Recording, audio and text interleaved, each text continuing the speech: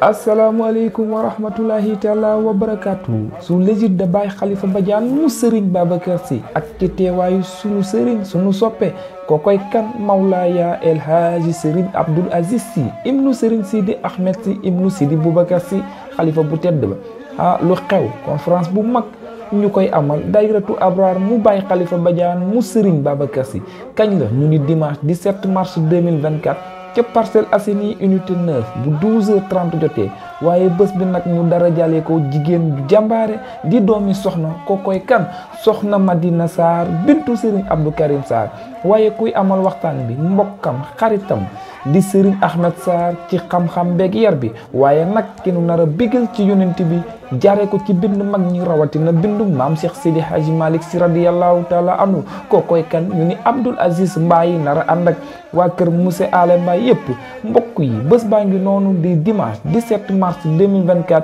bu 12h30 jotee ca Parcelles Assainies unité 9 ci teewaayu kan Serigne Abdoul Aziz Sy mu Serigne Sidi Ahmed Sy mu Serigne Babacar Sy radiyallahu taala anhu ya ayyuhu ya الحاج عبد ضعيف يا حي يا ستدبر